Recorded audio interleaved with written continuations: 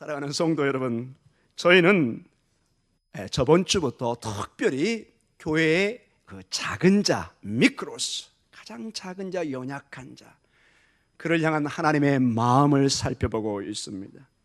자, 이것을 우리가 이해하기 쉽기 위해서 이렇게 제가 한번 질문을 돌리기를 원합니다. 여러분, 자녀된 도리로서 부모가 어떤 것을 기뻐할까? 자녀를 향한 부모의 마음에 어떤 것을 가장 우선순위로 기뻐하는 마음을 가질까? 여러분, 고민해 보신 적이 있으십니까? 반대로 부모님 입장에서 자녀들을 향해서 우리 자녀가 무엇을 어떻게 할 때 나는 가장 기뻐할까? 여러분, 다 각자의 환경이나 여건에 따라서 느낌이 다르겠지만 공통적인 특징도 있을 것입니다. 효도하는 삶, 그리고 부모를 잘 섬기는 삶은 가장 먼저 자녀들이 부모의 마음을 읽는 것입니다. 선물을 할 때도 그냥 아무렇게나 줘서 이게 무슨 이런 선물을 했지? 이게 아니라 좀 정보도 얻고 좀 알아봐가지고 이번에 엄마가 아빠가 무엇을 원하는지 그만큼 배려와 신경을 쓰면은 그걸 보는 부모의 마음은 그저 기쁜 것입니다. 그저 얼굴에 방실방실 싱글싱글이 있는 것입니다. 내 딸이, 내 아들이 저놈들을 위해서 내가 미역국을 잘 먹었구나, 이런 마음이 드는 것이죠. 그런데 점점 나이가 들수록 부모님이 연로해질수록 함부로 대하는 자녀를 볼 때는 실망이 이루 말할 수가 없습니다. 가장 중요한 것은 부모님 마음을 읽고 그분이 기뻐하시는 것이 무엇인지를 알아가는 것이 자녀의 가장 중요한 우선순위고 의무 중에 하나입니다. 자, 이것을 우리의 신앙생활로 한번 가져오 보겠습니다. 우리는 하나님의 귀한 아들, 딸입니다. 아멘. 아멘. 이것은 하나님이 법적으로 예수 그리스도 안에 선포하기 때문에 제가 오후 예배도 말씀드렸지만 우리의 감정이나 우리의 어떤 그 느낌으로 이걸 바꿀 수가 없습니다. 법적인 선언은 내가 마음대로 바꿀 수가 없습니다. 내가 기분 나쁘다고 집을 떠난다고 집에 떠나지는 게 아닙니다. 법적으로 여전히 나는 그 가족의 일원이고 식구인 것입니다. 감정으로 이런 가족관계를 천륜을 끊을 수는 없는 것입니다.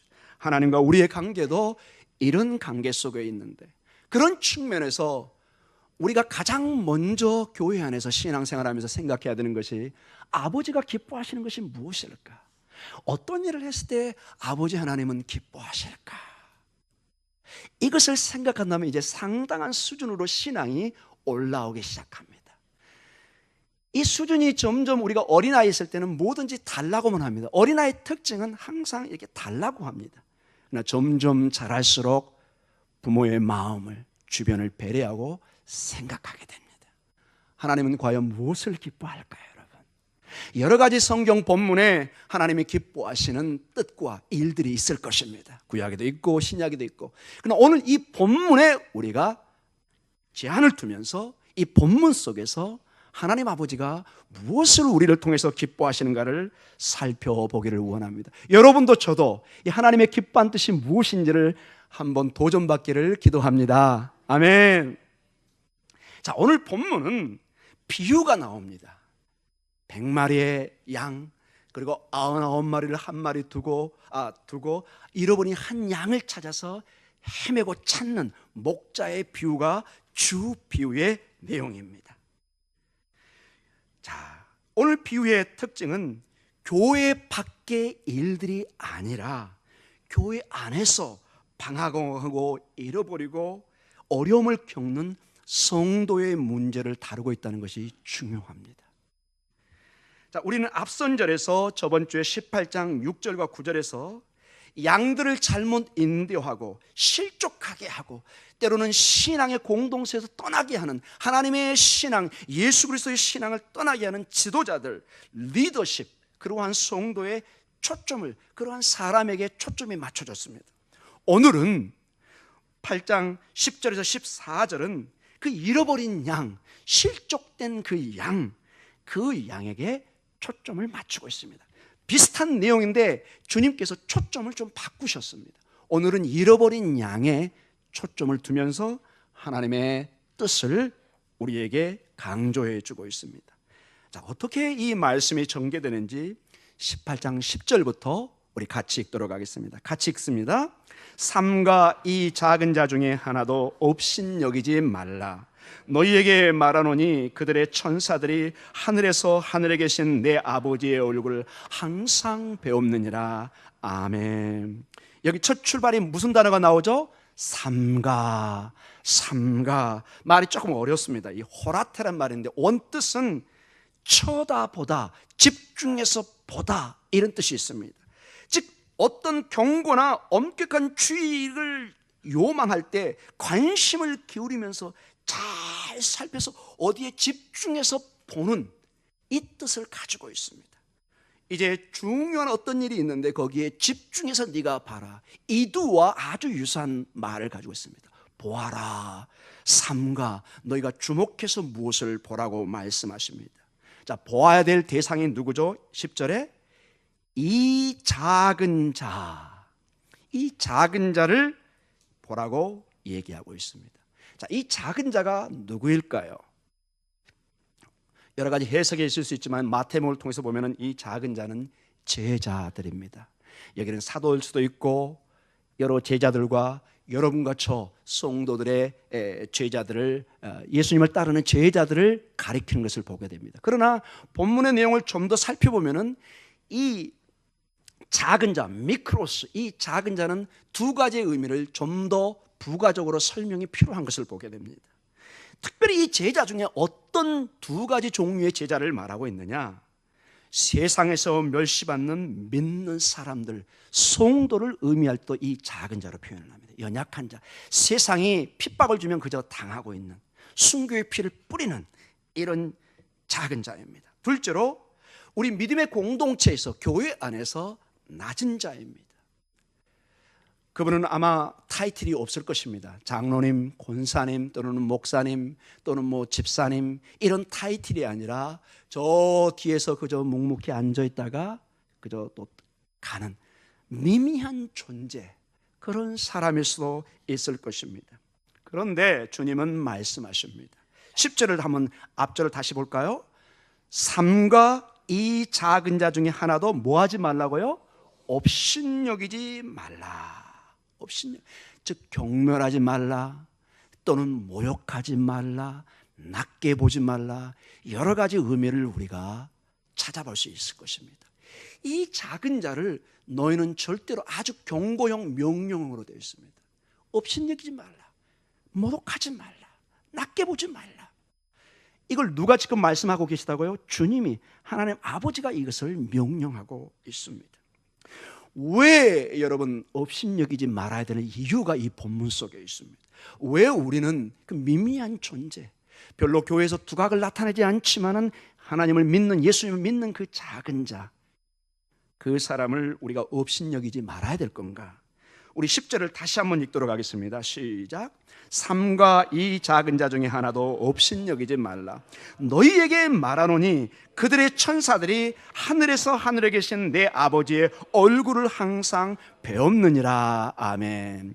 이 구절에 대한 해석이 좀 어렵습니다. 학자들의 의견이 분분하고, 특별히 어느 부분에 이 의견이 많이 분분하냐면은 여기에 나와 있는 그들의 천사가 누구냐, 이런 질문을 많이 하고 해석이 분분합니다. The guardian of angel, 우리를 지키는 수호천사, 이렇게 해석하는 사람도 있지만은 대체적으로 학자들은 그것보다는 하나님 아버지께서 하늘에서 모든 작은 자 한 사람 한 사람을 지켜보는 하나님의 그러한 눈동자, 그러한 소식을 전하는 어떤 수사학적인 언어적인 표현으로 그렇게 해석해야 자연스럽다고 얘기합니다. 이게 수호천사가 아닌가, 이거는 굉장히 복잡한 신학적인 문제고 오늘 우리가 다룰 내용은 아닙니다. 시간이 너무 많이 소요되고, 핵심은, 이 본문의 핵심은 이렇습니다. 주님을 따르는 자들, 제자들, 그 사람들은 하늘의 하나님에게 다 특별한 존재라는 것입니다.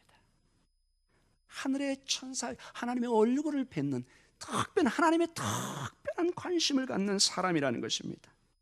특별히 그리고 모든 제자들, 그리고 한 사람 한 사람, 그들이 비록 작고 작은 자이고 미크로스, 별로 두각을 띄어내지 않는, 그저 때로는 이름도 잘 알지 못하는 그러한 존재이지만은 결코 경멸이나 멸시의 대상으로 여겨서는 안 된다는 걸 강조하고 있는 것입니다. 왜냐? 하나님이 특별한 얼굴로 관심을 가지는 대상이라고 말씀하고 있기 때문에 그렇습니다.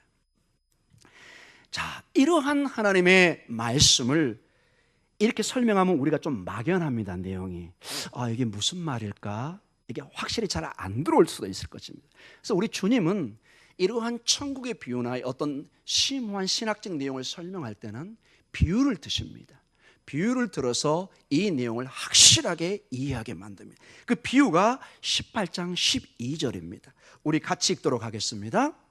너희 생각에는 어떠하냐? 만일 어떤 사람이 양 100마리가 있는데 그 중에 하나가 길을 잃었으면 그 99마리를 산에 두고 가서 그 잃은 양을 찾지 않겠느냐? 양들의 비유입니다. 이스라엘 민족들에게 가장 중요한 두 가지 생업이 있습니다. 농사를 짓는 것과 목축을 하는 것입니다. 그래서 여러분 신명기라든지 이 출애굽기에 보면 약속의 땅을 젖과 꿀이 흐르는 땅이다 이렇게 말을 합니다. 젖과 꿀이 흐른다는 땅을 우리는 그저 막연히 풍요롭고 어떤 천국의 유토피아적인 것을 생각하지만은 이 본문과 유대인들은 전혀 다르게 해석을 했습니다. 젖과 꿀이 흐른다는 것은 두 가지의 중요한 생업을 얘기한 것입니다. 젖은 엄마의 젖이 아니라 양과 염소의 젖을 얘기합니다. 즉 목축이 가능한 땅이라는 것입니다. 여러분. 약속의 땅은 목축이 가능한 땅이다. 그 다음에 꿀이 흐른다. 이 꿀은 벌에서 나오는 꿀도 포함되지만 농사를 통해서 대추하자 열매라든지 포도라든지 그 모든 것이 유대인들에게는 다 꿀에 해당되었습니다. 즉 목축과 농사가 가능한 중요한 그런 약속의 땅의 모습을 보여주고 있습니다. 그 중에 하나가 이 약속의 땅은 이스라엘은 60% 이상이 광야 사막 지역입니다. 그래서 당연히 목축이 왕성했습니다. 아브라함도 요셉도 야곱도 다 목축을 했던 것을 보게 됩니다. 그래서 이러한 비유는 예수님께 들을 때 즉각적으로 사람들이 금방 이해하는 것입니다. 아하, 이거구나. 이런 비유를 들고 있습니다. 제가 오전 7시 반 예배 때도 했지만은 여러분 대관령에 있는 그 관광지에 있는 그 양들 전혀 그렇게 생각하시면 안 됩니다. 그는 사진용이고 상업용입니다, 여러분. 정말로 양들을 광야에서 그 냄새나고 벌써 한 10m 전에 막 냄새가 납니다. 그 고향의 냄새 있잖아요, 그거. 막 벼룩이 튀고 막. 대관령은 너무 아름다워요. 예쁘고 거기 목자도 너무 멋있는 신사들이 있어요. 전혀 그거하고 맞지 않습니다. 거기에 목자는 얼굴이 그을러지고 손이 막 거칠고 막대도 거칠고 옷도 막 지저분하고, 그러나 양들과 동고동락하는 그 모습입니다. 자, 오늘 본문의 첫 출발이 너희 생각에는 어떠하냐? 이게 직역하면은 너희 생각에는 어떠하냐가 너희에게는 어떻게 보이느냐 이 말입니다. 자, 이런 비유를 들으면서 너희에게는 어떻게 보이느냐? 즉 이게 사실은 수사학적 질문입니다. 이게 전형적인 수사학적이 표현한 게 이게 무슨 말이냐? 이 수사학적 질문에는 답이 딱 하나만 있습니다. 어떤 답이 요구될까요? 네, 예스만이 요구됩니다. 이 질문을 할 때는 노를 할 수가 없어요. 왜? 너무나 명백하고 모두가 동의하는 내용을 묻기 때문에 당연히 대답은 뭐라고요? 네, 예스입니다. 예스. 목축을 하는 사람은 이 본문이 당연히 99마리를 놓고 한 마리를 찾아가지요. 이렇게 대답을 할 수밖에 없다는 것입니다. 싹군이 아니라 진정한 목자는 반드시 그 한 양을 찾아서 헤매게 되어 있습니다. 이러한 비유는 구약의 특별히 에스겔 34장, 예레미야 3장 등에 보면은 하나님께서 길을 잃은 양을 찾아 헤매는 목자의 모습으로 아주 명백하게 나와 있습니다. 즉 구약의 전통과 이제 신약의 전통이 같이 맞물리면서 제자들에게 이 설명을 하고 있습니다. 특별히 우리가 중간쯤에 그 중에 하나가 길을 잃었으면 이런 단어가 나와 있습니다. 이 길을 잃었으면 하는 이 단어를 쉽게 그냥 양들이 그냥 광야에서 꼴을 찾다가 길을 잃어버렸다 이렇게 생각할 수 있지만은 이 본문의 이 내용은 훨씬 깊은 신학적 의미를 가지고 있습니다. 주님은 이 양의 비유로 그 자체로 설명을 끝나는 것이 아니라 이 비유를 통해서 무언가 제자들에게 깨우침을, 가르침을 주기 위한 의도를 가지고 있기 때문에 특별한 단어를 여기다 붙였습니다. 플라노메논이라는 좀 어려운 헬라어를 써놨습니다. 이것은 일반적으로는 길을 잃게 하다, 악한 길로 이끌다 이런 뜻도 있지만은 저번에 말씀드렸던 것처럼 죄를 짓는 것은 물론 미혹당하다는 의미를 가지고 있습니다. 즉 깊게는 잘못된 신앙으로 빠지도록 현혹시키다, 유혹시키다, 속이다 이런 의미를 가지고 있습니다. 그래서 이 단어가 구약에 쓰일 때는 이스라엘 백성들을 우상을 섬기는 대로 인도하는 거짓 선지자나 신실하지 못한 왕들의 본문의 배경에 이 단어가 정확하게 나와 있습니다. 상당히 신학적인 뜻을 가지고 있다는 것입니다. 신약 성경에서는 교회 이론들 가운데 미혹당하여 믿음을 떠난 신실하지 못한 사람들을 주로 뜻할 때 그 본문에 사용되는 언어입니다. 자, 사랑하는 성도 여러분, 이 본문을 통해서 우리는 구약의 이러한 연약한 모습으로 때로는 하나님의 공동체에서 떠나가 있는 그 울타리에서 벗어나 있는 그 사람 하나님이 가만히 보고만 있지 않습니다. 찾고 헤매는 그 목자의 모습, 아버지 하나님의 모습으로 그려주고 있다는 것입니다. 여호와는 나의 목자시니 내게 부족함이 없도다. 그가 나를 쉴 만한 물가로 그리고 큰 초장으로 인도하는 목자로 묘사하고 있다는 것입니다. 그런데 이 하나님 아버지의 이 목자상이 신약에 와서는 예수 그리스도께서 그 양을 위해서 목숨까지 바치는 그러한 진정한 목자의 모습으로 발전돼 가고 있습니다. 이 진정한 목자이신 예수 그리스도는 죄인을 위해서 목숨까지 바칩니다. 우리 한 본문을 보도록 하겠습니다. 요한복음 10장 10절에서 15절에 아주 중요한 내용이, 목자에 대한 내용이 나옵니다. 같이 읽도록 하겠습니다. 도둑이 오는 것은 도둑질하고 죽이고 멸망시키는 것뿐이요 내가 온 것은 양으로 생명을 얻게 하고 더 풍성히 얻게 하려 하는 것이다. 나는 선한 목자라. 선한 목자는 양들을 위하여 목숨을 버리거니와 싹구는 목자가 아니요 양도 제 양이 아니라. 이리가 오는 것을 보면 양을 버리고 달아나나니 이리가 양을 물어가고 또 해치느니라. 달아나는 것은 그가 싹군인 까닭에 양을 돌보지 아니함이니라. 나는 선한 목자라. 나는 내 양을 알고 양도 나를 아는 것이 아버지께서 나를 아시고 내가 아버지를 아는 것 같으니 나는 양을 위하여 목숨을 버리노라. 아멘. 아멘. 여러분, 이런 본문이 여러분의 배에 다가올 때는 가슴이 저려지고 뛰어야 됩니다. 여러분, 이게 우리 육신의 부모의 마음입니다. 잃어버린 자녀를 놓고 에버랜드에 갔는데 손주가 갑자기 안 보입니다. 내 어린 아들이 안 보입니다. 딸이 안 보입니다. 잘 됐네. 나 혼자 편하게 다녀야 되지. 이게 싹군입니다. 이건 부모가 아니라는 증거입니다. 진짜 할머니, 할아버지는, 엄마, 아빠는 난리가 나는 것입니다. 찾고 헤매고 눈물바다가 되고 경찰에 알리고 막 방송하게 하고 그 경찰에 미정미정 제가 바쁜데요 막 때릴 듯이 덤벼들면서 빨리 내 아들 찾아달라고. 이게 당연한 여러분 부모의 반응 아닌가요? 아멘. 그게 부모의 마음이죠. 우리 주님은 이것을 목숨을 바쳐가는, 싹군과는 전혀 다릅니다. 싹군은 여러분 돈을 받고 임시로 고용된 사람입니다. 그 당시에 양의 숫자가 100마리가 넘어가면 주인 혼자 하기가 어렵기 때문에 사람을 사서 임시로 썼습니다. 그러나 이 싹군은 돈을 받는 사람이기 때문에 목숨을 바칠 의무가 없습니다.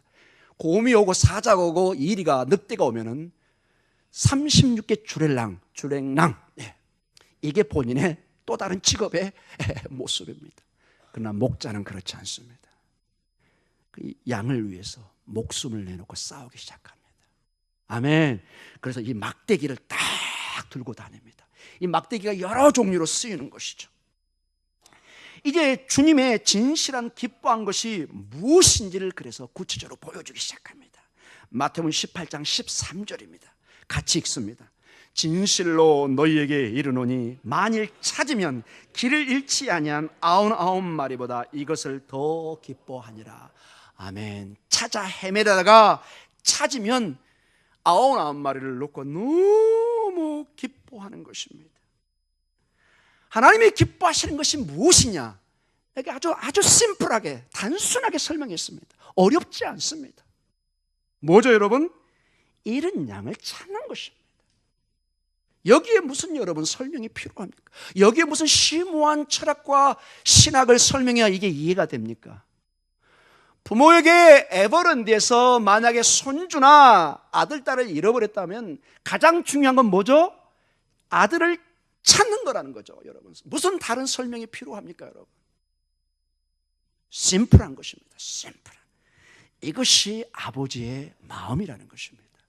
이것을 제자들이, 교회 성도들이 반드시 본받으라는 것입니다. 교회의 어려운 심령들, 실족한 심령들, 이것을 그냥 여러분이 보고 있으면 안 된다는 것입니다. 왜냐? 이거는 부모의 마음이 성도의 마음이 아니라는 것입니다. 여러분, 부모의 마음에 잃어버린 자녀를 보고 침묵하고 있는 부모, 정신과 치료를 받아야 됩니다. 불가능한 얘기입니다. 부모의 본능을 거스리는 얘기입니다. 그러나 여러분, 이 본문을 보면서 오해가 없어야 됩니다. 어떤 분은 그래서 주석에 그런 해석을 달아놓은 사람도 있어요. 여기 보니까 99마리보다 한 마리가 더 중요하게 보이네. 여러분, 그거 아닙니다. 여러분, 주인은 99마리, 100마리 다 소중합니다. 10명의 자녀가 있는데 제가 저번에 설명을 했죠. 뭐 귀찮겠네요. 한 명 저에게 아들로 주세요. 안 줍니다, 여러분. 이 10가락 손가락을 깨물어서 안 아픈 손가락이 어디 있나요? 부모는 모두가 소중한 자식입니다. 99마리 소중합니다. 그러나 이 본문이 강조하는 것은 잃어버린 한 양을 강조하기 위해서 비유로 든 거기 때문에 99명의 여러분이 초점을 맞추면 안 되는 것입니다. 그러니까 잃어버린 양, 그것을 찾는 주인의 기쁨, 회복, 그 생명, 거기에 초점이 있는 것입니다. 아멘. 예, 주님의 이 메시지에 초점을 여러분이 보셔야 됩니다. 이러한 찾음의 기쁨이, 이게 비유가 아니라 이제 좀 더 신학적으로 야고보서 5장 19절에서 20절에 이렇게 말씀하고 있습니다. 같이 한번 읽도록 하겠습니다. 내 형제들아, 너희 중에 미혹되어 진리를 떠난 자를 누가 돌아서게 하며, 너희가 알 것은 죄인을 미혹된 길에서 돌아서게 하는 자가 그의 영혼을 사망에서 구원할 것이며 허다한 죄를 덮을 것임이라. 아멘. 좀 어렵게 보입니다. 한마디로 미혹된 영혼을, 시험된 영혼을, 연약한 영혼을 건져내고 돌이키게 해서 예수 그리스도의 생명으로 다시 돌아오게 하는, 이 일이 얼마나 위대한 일이고 소중한 일인가 강조하고 있는 것입니다. 허다한 죄를 덮는 것입니다. 주님이 나중에 여러분에게 물을 때, 저에게 물을 때 얼마나 많은 영혼을 주님 앞에 데려왔는지, 얼마나 상처된 영혼을 주님 앞으로 모셔왔는지, 그게 중요한 아버지의 기쁨의 첫 조건 중에 하나라는 것입니다. 그래서 우리 목동 중앙교회는 중요한 선교나 구제, 많은 일을 할 수 있지만은 먼저 우리 목동 중앙교회 성도 한 사람 한 사람이 행복하지 않으면은 사실은 별 의미가 없습니다. 여러분 스스로가 치료받지 않고 회복의 과정을 밟지 않고 여러분 스스로가 늘 연약한 자로, 작은 자로 남아있다면은 그것처럼 불행한 일은 없을 것입니다.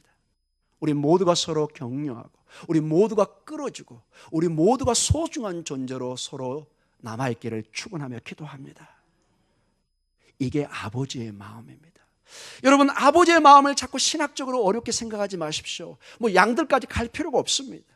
여러분 가정을 생각하면 100% 이해할 수 있습니다. 부모가 자녀의 마음, 어손도손 행복하게 살아가는 그 자녀의 모습을 보면서 부모는 한없이 기쁘고, 이제 내가 죽어도 괜찮겠구나, 이런 말을 할 수 있습니다. 아멘이죠, 여러분? 여러분의 꿈이 무엇입니까? 여러분이 왜 돈을 벌고 아침부터 새벽부터 밤늦게까지 일을 하시고 그렇게 때로는 모욕을 당하면서 힘든 가운데 참고 그렇게 장사나 사업과 직장 생활을 하십니까? 대부분이 뭐라고 그러죠? 자녀를 위해서 한다고 합니다. 자녀를 위해서. 근데 그 자녀가 싸우고 있고 힘들어하고 어렵다면 얼마나 여러분 그 부모의 마음이 찢어지고 아프겠습니까? 부모에게 최고로 효도하는 것은 여기 계신 자녀분들, 여러분들이 하나 되고 사랑하는 것입니다. 아멘.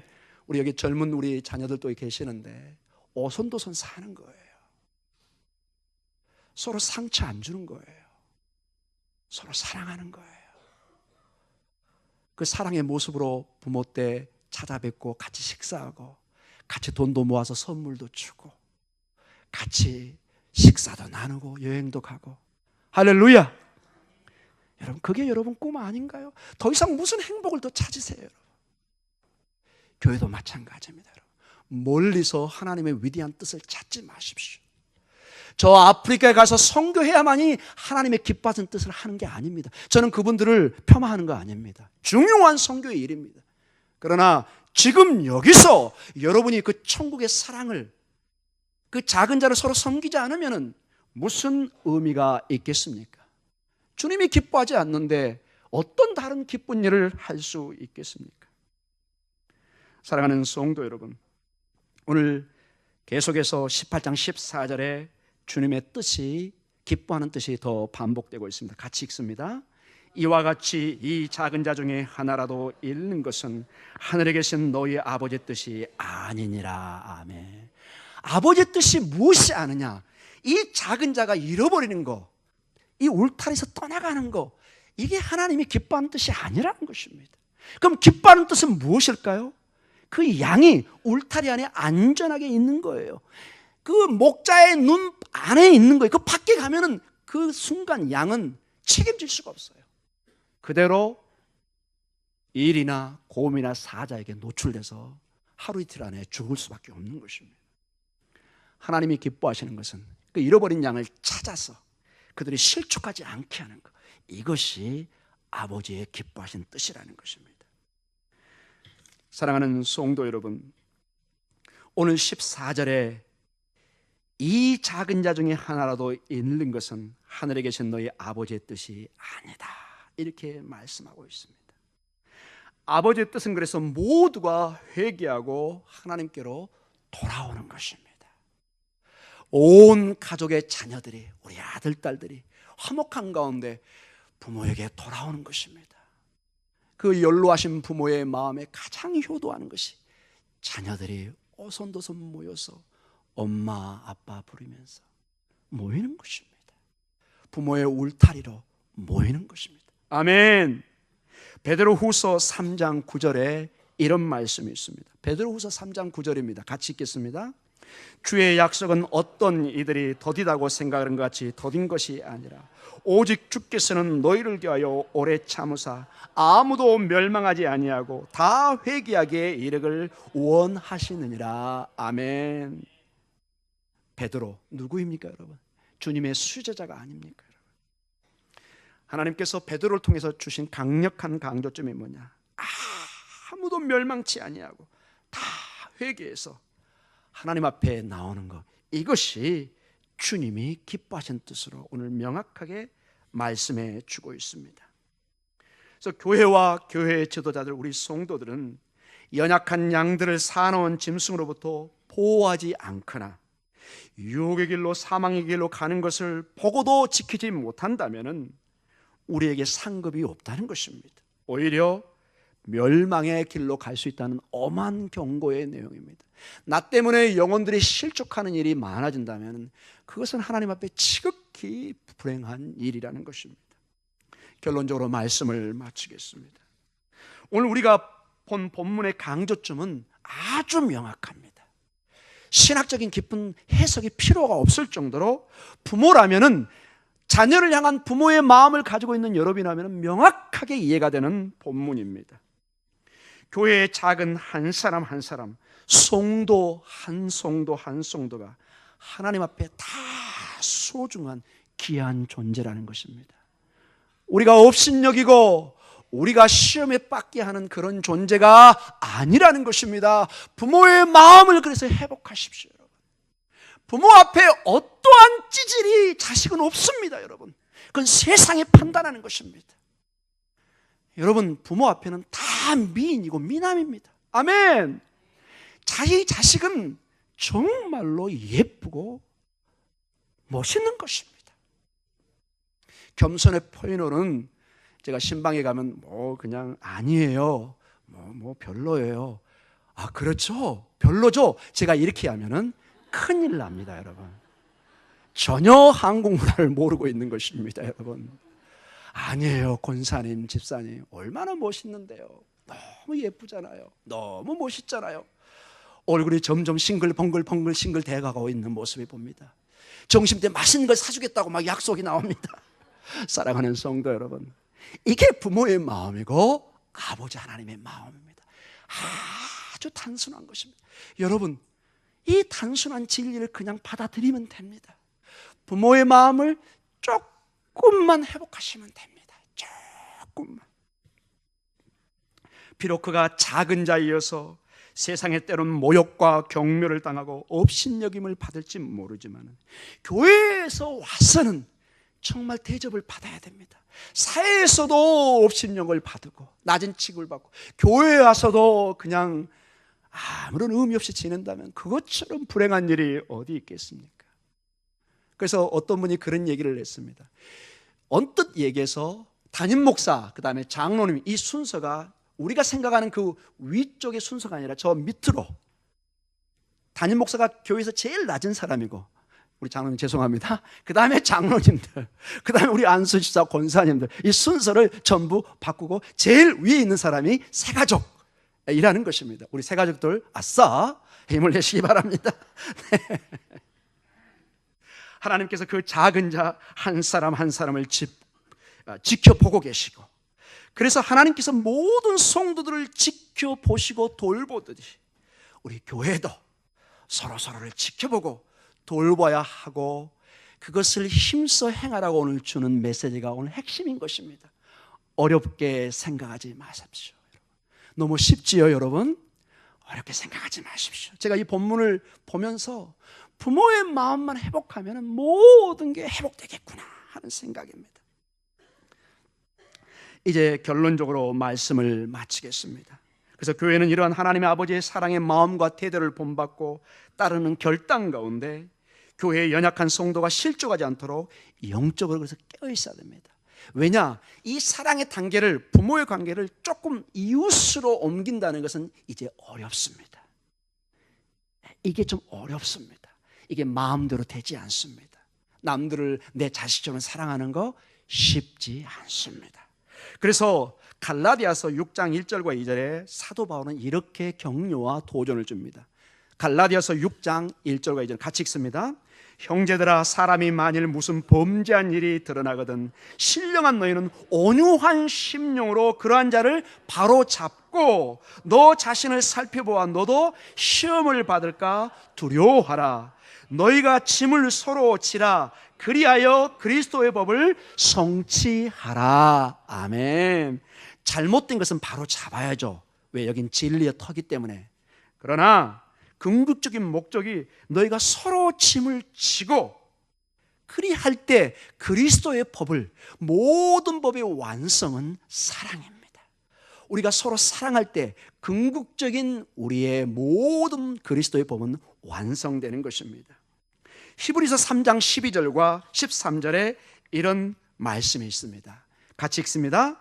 형제들아, 너희는 삼가 혹 너희 중에 누가 믿지 아니하는 악한 마음을 품고 살아계신 하나님에게서 떨어질까 조심할 것이요, 오직 오늘이라 일컫는 동안에 매일 피차 권면하여 너희 중에 누구든지 죄의 유혹으로 완고하게 되지 않도록 하라. 아멘. 여기를 보면은 여러분, 이 히브리서 기자가 쓸 때가 교회가 어려울 때입니다. 많은 배교조도 나오고 어렵습니다. 우리 마음대로 안 되는 것이 우리 신앙생활인 것을 알게 됩니다. 그래서 여러분, 우리 동료와 우리의 교우들이 필요한 것입니다. 피차 권면하고 서로 격려해 줘야 됩니다. 함께 기도해 줘야 됩니다.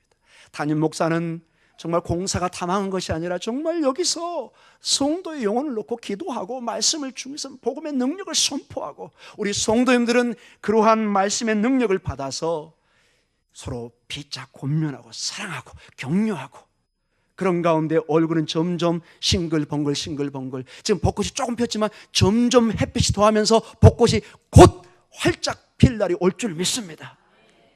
참고적으로 벚꽃 폈다고 이 주일 빠지시면서 갈 필요는 없다는 것을 말씀드립니다. 사랑하는 성도 여러분, 이게 세상의 진리와 하나님의 뜻입니다. 하나님의 사랑이 넘칠 때 이 일이 이루어질 줄 믿습니다. 은혜를 받지 않으면 이게 안 됩니다. 왜? 이 여유가 없어요. 잘 먹어야 우리가 얼굴이 펴지고 힘을 내듯이 은혜를 받아야 됩니다. 그래서 여기 담임 목사가 먼저 정신 차리고 기도하고 말씀을 바로 전해야 됩니다. 그리고 성도들은 기도를 통해서 말씀을 통해 힘을 내어서 서로 사랑하고 격려할 힘을 얻어서, 그때 보면 이제 성도들이 부담스럽게 보이지 않고 정말로 사랑의 대상으로 보일 줄 믿습니다. 여러분이 자녀를 볼 때 그 마음이 어떠세요? 그저 이뻐 죽습니다, 여러분. 아멘. 사랑하는 성도 여러분, 교회에 중요한 가제와 사명들이 있습니다. 다 중요합니다.